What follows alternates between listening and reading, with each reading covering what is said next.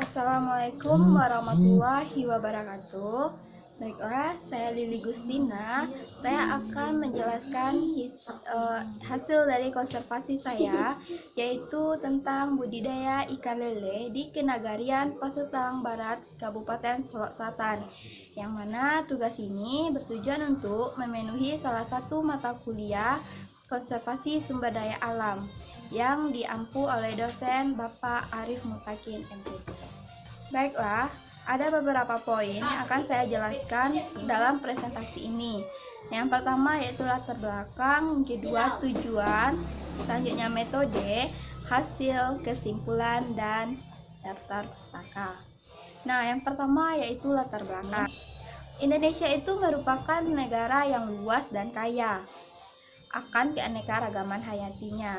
Nah, salah satu contoh dari keanekaragaman hayati ini adalah ikan lele. Nah, yang mana untuk daerah Solok Selatan ini, untuk saat sekarang ini sedang marak-maraknya usaha warung ikan lele. Nah, maka dari itu saya tertarik untuk melakukan konservasi budidaya ikan lele di Kenagarian Pasetang Barat, Kabupaten Solok Selatan ini. Yang kedua yaitu tujuan.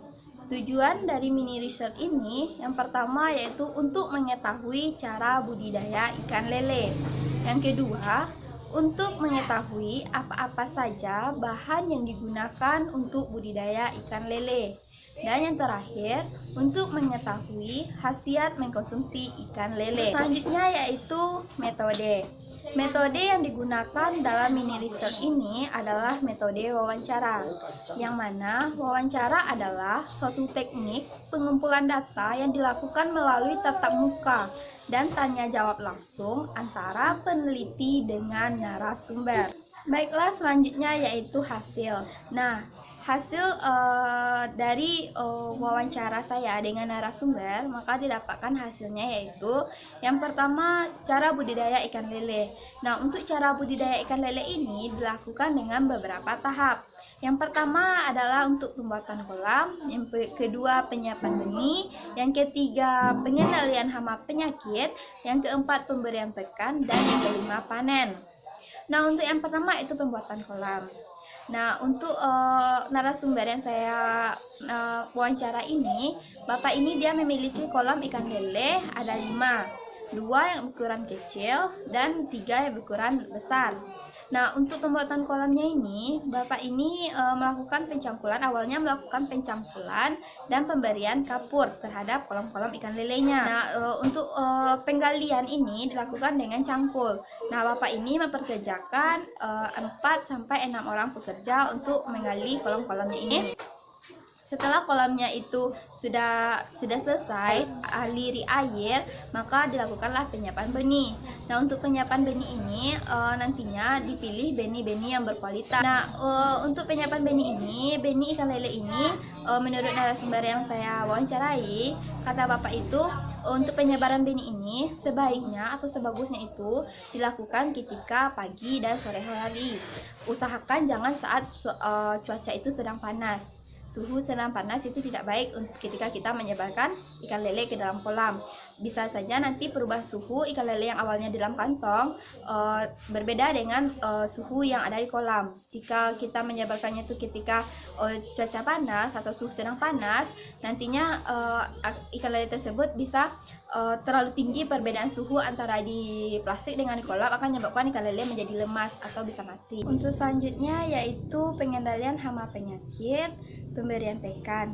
Nah, untuk pemberian pakan ini bisa dilakukan dengan memberikan pelet atau dengan untuk yang bagusnya itu menurut narasumber yang saya wawancarai, kata bapaknya untuk pemberian pakan untuk ikan lele ini bagusnya itu dengan memberikan usus dari ayam, yang mana usus-usus ayam ini sangat bagus untuk pertumbuhan ikan lele ini. Nah, untuk selanjutnya yang terakhir yaitu panen. Nah, untuk pemanenan ikan lele ini bisa dilakukan dalam waktu 3-4 bulan. Dalam jangka waktu itu ikan lele sudah bisa dipanen. Nah, untuk pemanenannya angka bagusnya dilakukan pada pagi dan sore hari. Nah, yang selanjutnya hasil yang didapatkan adalah bahan yang digunakan dalam budidaya ikan lele ini ada 3. Ada air yang bersih, ada benih yang berkualitas, dan ada pakan yang berkualitas. Nah, selanjutnya khasiat mengkonsumsi ikan lele.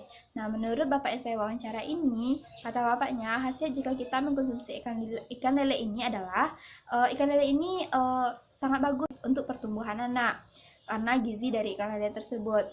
Nah, kemudian ikan lele ini juga dapat menurunkan tensi darah tinggi. Makanya ikan lele ini banyak juga dicari oleh orang-orang tua. Nah, selanjutnya yaitu kesimpulan. Jadi kesimpulannya adalah membudidayakan ikan lele ini tidaklah suatu hal yang sulit. Untuk budidaya ikan lele ini hanya tergantung pada cuaca dan kondisi lingkungan. Jika kondisi atau cuaca lingkungannya itu bagus, maka untuk budidaya ikan lele ini akan produktif, sehingga nantinya akan mendapatkan hasil yang kita inginkan. Nah, kemudian untuk budidaya ikan lele ini juga merupakan suatu usaha yang sangat menggiurkan. Jika usaha ini berjalan dengan lancar, maka akan mendapatkan omset yang sangat besar untuk kita. Kemudian selanjutnya ini daftar pusakanya. Baiklah, sekian presentasi dari saya. Berikut cuplikan hasil wawancara saya dengan narasumber. Selamat menyaksikan. Wassalamualaikum warahmatullahi wabarakatuh. Assalamualaikum warahmatullahi wabarakatuh. Baiklah, saya Lili Gustina. Sekarang saya sudah berada di tempat pembudidayaan ikan lele.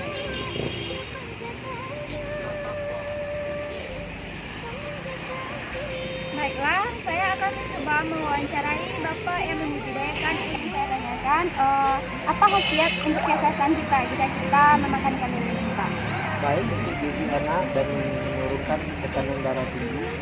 Selanjutnya, Pak, bahan apa saja yang kita perlukan untuk budidaya ikan lele ini, Pak?